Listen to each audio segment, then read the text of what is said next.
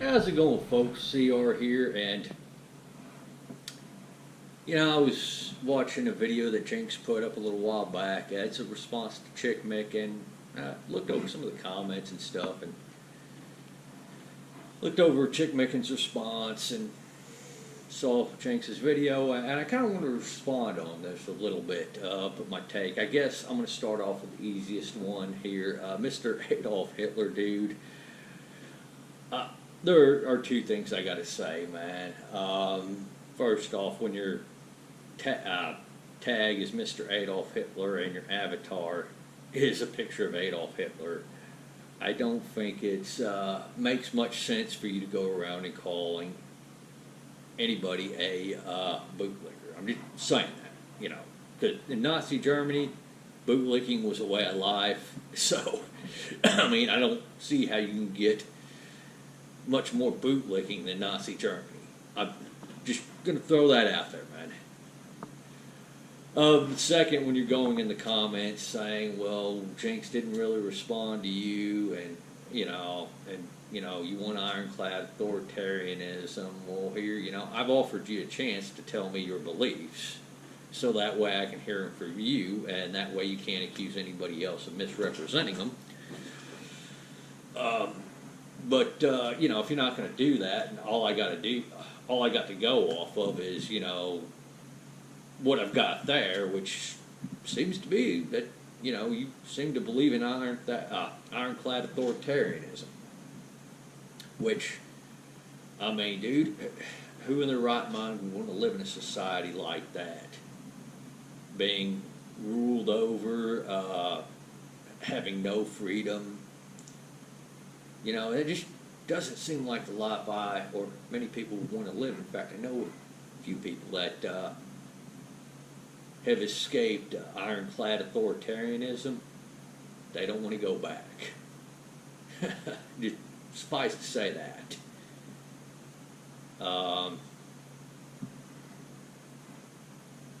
anyway, on to the response. I'm going to be going in the order that Chick Micken put on Pastebin, and responding, though I'll be responding to parts of Jinx's video as well. On this one, we'll start off with, you missed the point of Emily's video. Well, I didn't see Emily's video, to be honest with you, so I really can't comment on Emily's video. But yeah, I mean, the whole deal with George Floyd, I'm just going to say it right here. Yeah, the officers did act improperly, even though it was determined his cause of death was not the knee on George Floyd's neck. The officer, after George Floyd went limp, should have taken his knee off or eased the knee off. I know I've argued with a few back the blue people on this one who told me, well, he's still got to restrain the suspect because the suspect can get up at any moment. Well, that part is true, but, you don't want to leave your knee on their neck to continue to cut the blood circulation off. You want to ease off. And it's true, you want to be prepared for them to get up at any time and start fighting you again. But, the knee on the neck, that's inexcusable in my book. Not to say that George Floyd wasn't a complete scumbag in his previous years, and it's not to say that George Floyd didn't have at least some small hand in his own demise with his behavior there. Especially what you see with the body cam footage, or the reports. But yeah, the officers were charged. We'll have to let the justice system take its place, and that's that. We'll have to let our justice system do its thing. Serial killers are 99% white. This is a statement that Jinx made. Okay, I'll be honest with you. I don't know the exact number of what percentage of serial killers are white. I've always been told, and I've always heard that, yeah, serial killers are predominantly white. I never really looked at the numbers. Of course, according to Chickmicken, this is a Hollywood myth with zero evidence whatsoever. About, according to Chickmicken, 51.7% of them are white. And of course, according to his numbers, 40% are black. But either way it goes, when you're talking about serial killers, you're talking about a statistically insignificant portion of the population. You were talking about a major outlier there. So, I mean, yeah, it doesn't take many people to throw off the percentages of this, and the idea that you focus solely on race, or in my book even partially on race on this, it's kind of irrelevant. We don't have enough data on serial killers as is. I mean, so, you know, it's just something that's so much of a statistical outlier, it's really hard to determine. So, on to the next argument. Jinx Jen in the video made up the socioeconomic argument, basically on crime. And now, Jinx, I'm going to have to disagree with you on this one. There are a lot of poor people that don't commit crimes. You're talking about criminals being outliers. There are people who are well-to-do that commit crimes. I don't think the socioeconomic argument is very accurate. Though, chick, dude, neither is the racial argument. I think there are other factors with a much stronger correlation on this, and I've got my own theories on this as well. I really don't want to make this video like super long, so I'll be skipping over a lot, but just suffice to say, I think that overall, there are people that tend to choose to do the wrong thing, no matter what their circumstances is, and with their environment they're brought up in. The vast majority of them tend to come from single-parent households, and while I don't think that's the direct cause of it, suffice to say, I do think people who are not good people, who drag themselves down and everybody else down with them, who commit crimes themselves or encourage other people to commit crimes, tend to wind up single parents if they have kids. And yes, there are several single parents that are completely irresponsible with the choices they've made in life. When you have several kids and you have several different parents to your kids, you've made some bad choices in life. I'm just going to say that one right there. I don't consider this to be a racial issue whatsoever. This is an issue of personal responsibility. With that being said, the socioeconomic argument takes away from that, I think, and I think in this current environment as is, the racial argument really undermines it, chick. The fact of the matter is that most of us, when we see a criminal, we don't care what their race is. And if the criminal happens to be black, all too often we see a subset of the population that doesn't seem to care whether or not the criminal committed the crime, but rather that he's black and they don't want him to face justice. And they'll accuse racism. And then you have somebody within the ethno-nationalist, the white supremacist, the overall racist community against black, though I do believe the SJWs themselves are also white supremacists, will come out and say something like 1352 or the insert racial slur deserved it. Well, when you guys do that, you then only encourage the people who don't want this person to take responsibility for their own crime to, say, hey, look, it's not because he committed the crime, it's because he's black. So, if you're really concerned about stopping criminals, then you need to throw this whole racial nonsense out the window, because you're undermining the people who are interested in justice.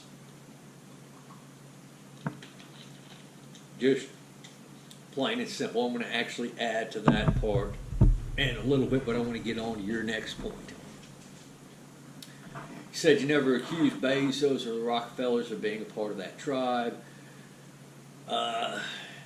You also don't think that being rich makes you a bad person. I agree that being rich does not make you a bad person. Unfortunately, with what you're talking about here, with the whole Zog thing, everything I've heard about it so far has been conspiracy theory, and I've not yet seen a single shred of evidence that this conspiracy actually exists. On this one right here, I'm going to go with what I think is the most likely scenario. The fact of the matter is that you do have certain positions that carry with them a lot of money, a lot of power, a lot of influence, all across the board. The people who are attracted to those positions generally tend to be the people who are attracted to power in and of itself. And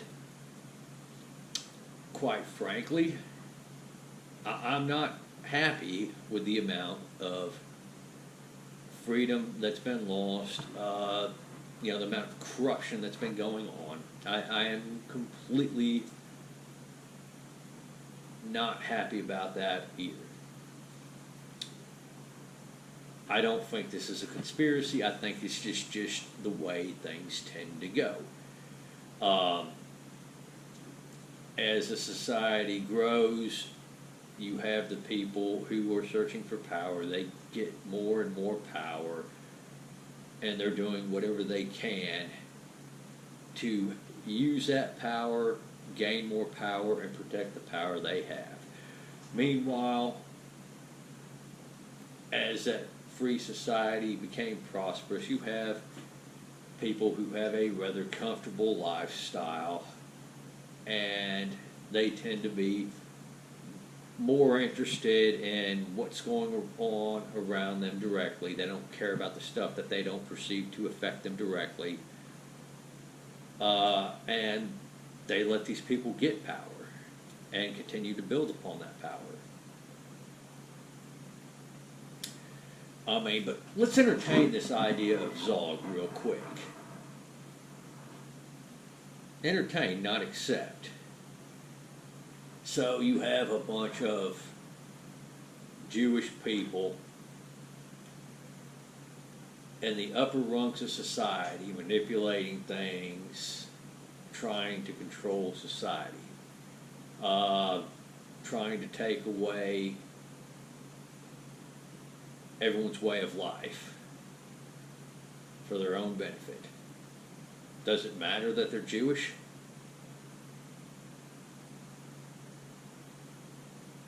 what does them being Jewish have to do with any of this?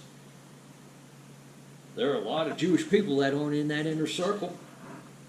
A lot of Jewish people that have no fucking clue about that. So, what bearing do them being Jewish have to do with this? You might as well say occupational government and just drop the whole Zionist thing as is. You know? I mean, at least at that point, you'd be just looked at as a conspiracy theorist and not an anti-Semitic conspiracy theorist. And hearkening back on a previous point, doing this, saying Zionist, adding Zionist in front of this, adding Jewish in front of banksters, and stuff like that only undermines you, just like when it comes to the whole issue on prosecuting a criminal. When you say black criminal, you take away from the fact that they're a criminal and take the focus onto them being black. It's like gun violence. It's almost like you don't care about the second portion, you care about the first portion. Social justice is another one. It's almost like they don't really care about justice and more about imposing their agenda on society. You get where I'm coming from on this one. Yeah, but dude, I mean, if you're going to make claims like this, you got to provide solid evidence. And, you know, and I'm also going to say, you know, try to prioritize on the things that matter and throw out the things that don't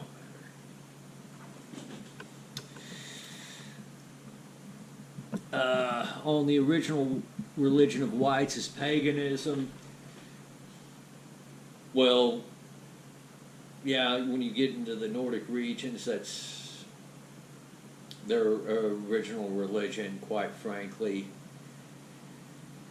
To be honest with you, I don't really care, because that all that stuff, you know, happened ages ago, has little bearing on me today. And even modern Christianity, they kind of mixed a lot of the Abrahamic, the original Christianity, and with a lot of the pagan things. So, I mean, even modern Christianity isn't original Christianity. All right. But I'm not even worried about religion. Now, when you're talking about the holy war and fascist philosophy, well, you know, quite frankly, I'm sure that there are varying stripes of fascists. However, none of them I want. I don't want to live in a society where, while I own things on paper, you know, the government tells me what I will and will not do with them. I'm just not a fan of that. I'm not a fan of centrally planned economies. They don't do very well. All right. The metaphysical spirit and having a higher purpose, something that you're willing to die for. Well, I can tell you right now, I have something I'm willing to fight and die for. It's the U.S. Constitution and our republic. You know, I happen to have an informed love of this country, our values, and our way of life. I've been to other countries. That's no secret. I've seen other countries, how they're like. I've even seen Europe, which you have a bunch of people here like, why can't we do things in Europe? I tell them, you know, go move your ass to Europe then. But yeah, I've seen how other countries are, and you know what? The U.S., with all her faults, I still think our American values and our American way of life are the best the world has to offer. And I'm willing to fight for that. That hardly exists in America anymore. Well, I'll give you that. We do have a bunch of self-centered, decadent assholes in this country that don't know how good this country is. Our wars are fought for foreign interests and private corporations that profit from them. Okay, you know what? I'll level with you, dude.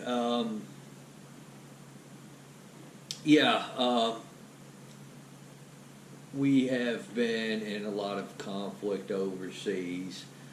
A lot of it is not even worth it in my book. You know what? I've argued against a lot of our foreign intervention here for quite some time. Usually, though, it's person to person. A prime example was Libya. I said, you know, to all the people who were in favor of it, hey, Gaddafi's really not a threat anymore, and do you really know the people you're backing? Oh, well, you know, we got to back democracy. Yeah, Syria, another one. Hey, do you guys really know who you're going to back if you want to overthrow Assad? Yeah, a lot of these people couldn't answer the question. But yeah, no, I think it's an absolute waste of our time and resources to be engaged in a lot of these foreign wars. I think if we're going to war with somebody, it should have a genuine purpose for our own national interests, and it shouldn't be something where we just go out and bully the rest of the world. It should be something defensive, and, you know, this whole nation building after the fact, no, I think we're done with this. If a country wants to make an enemy out of us, I say fucking knock them on the ground. Level their fucking country, and then let them rebuild from the ashes and ask them if they want to fight us again. But no, I don't think that, you know, we should be in a constant state of war either. They have nothing to do with national security or the benefit of the American people. No one wants to throw their life away for nothing. Yeah, that's true. Alright. So, with this being said, Red Elephants is just another YouTube channel, a media outlet. Alt-right organizations would be people like Patriot Front or the National Justice Party. Okay, you know what? A lot of people get called alt-right that aren't alt-right. That part is true. There are people that get called alt-right that are rightfully called alt-right. You know, and unfortunately, the problem is you have a certain group of people that go around calling everyone Nazis and fascists and alt-right when that's not the case. Jinx actually explained it in that video there that he made talking to you. So, with that being said, yeah, I think we're kind of all in agreement that a lot of people get called alt-right that aren't really alt-right. Alright, so, on to the last bit right here, dude. You act like we plan on taking over and killing everyone that's gay. No one really gives a fuck what you do as long as you're not trying to destroy the nation.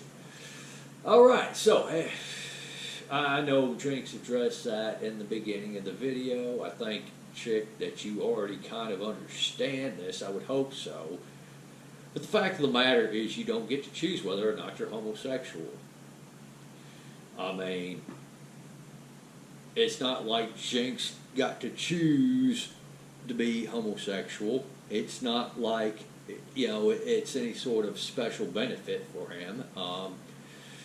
And if homosexuality was really that contagious, I mean, it should have been easy over a decade ago when I was going to a specific bar with some friends of mine that were homosexual. It should have been easy for me to say, oh, you know what, this is awesome, you know. I can choose to be gay.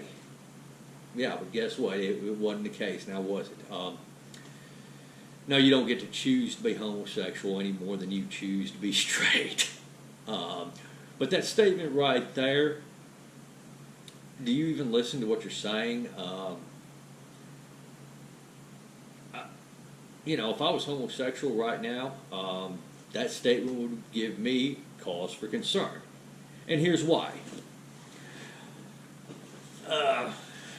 You say, the first part, you act like we plan on taking over and killing everyone that's gay. No one really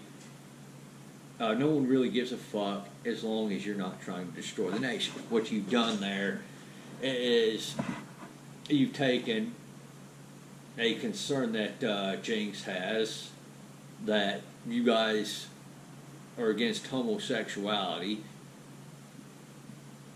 assured him that you'll be fine as long as you guys aren't trying to destroy the nation. That sounds an awful lot like a false assurance to me. You know what I hear when you know what I think of when I see that statement right there? Nobody's really trying to take your guns. You know what that statement comes from? That statement comes from the very same people who, if they seized power tomorrow, it probably wouldn't be everybody handing their guns right away. But they're talking about putting out restrictions and slowly but surely removing that freedom. You know, there have been too many conversations that I've gotten into with this crowd of people where they say, well, I don't want to take your gun.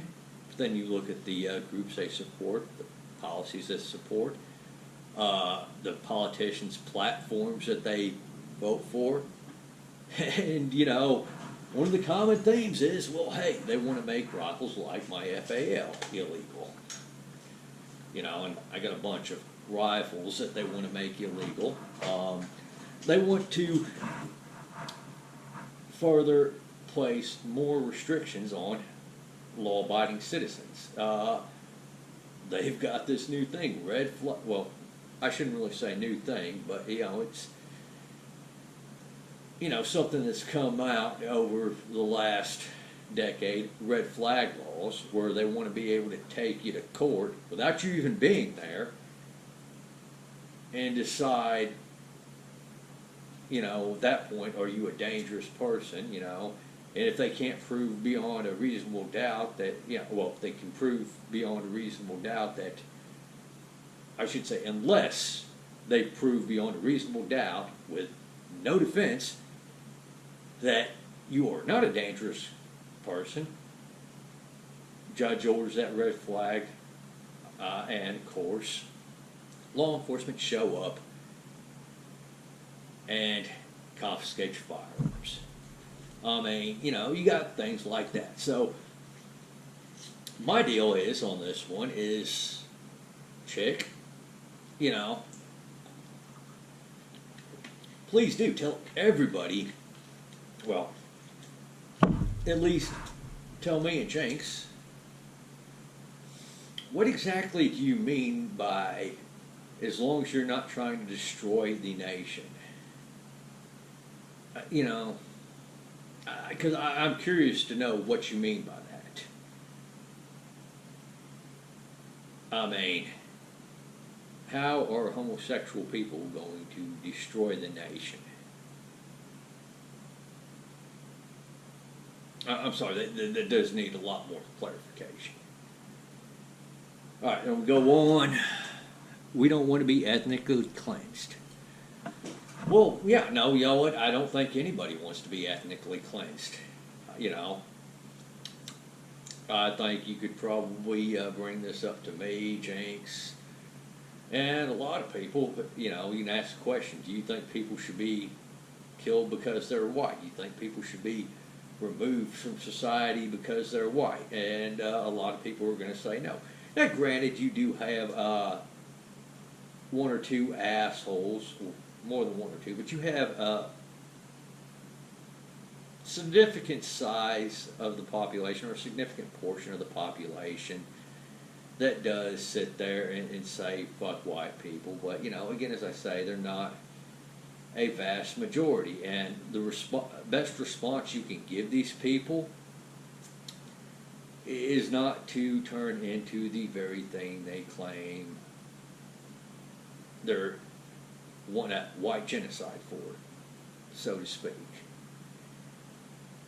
I want my kids to grow up in a white Western country instead of a third world shithole that hates them.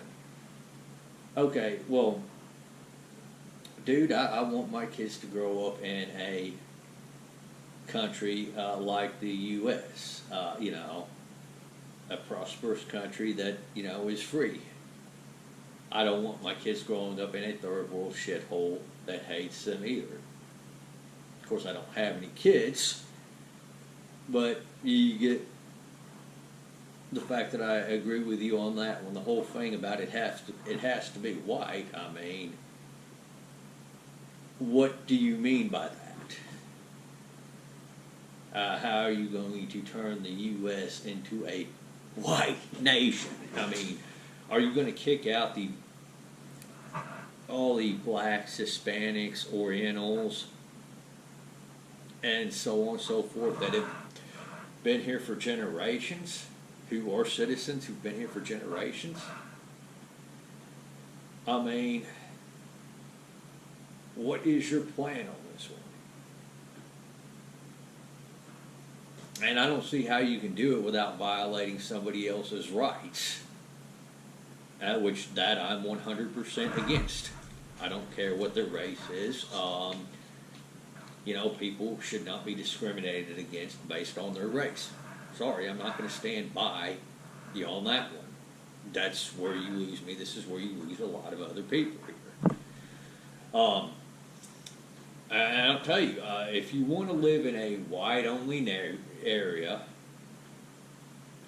you and your ethno-nationalist friends, I think this is a pretty bad reason, but we live in a free country. What you guys should do is come together, and discuss with each other about where an area is you can buy property on that's predominantly white, or that is all white, and go move out to that area and just buy the homes up in that area and live in that area. I mean, I think it's pretty ridiculous, but you also have a plot in Georgia where people bought to set up a black-only town. Now, I think that's ridiculous too. I think the whole idea of putting so much weight on race is just quite stupid, but that's just me. And I think that's most of the people in this country too. Well, so anyway, thank you all for watching. Guys, remember the comment sections down below.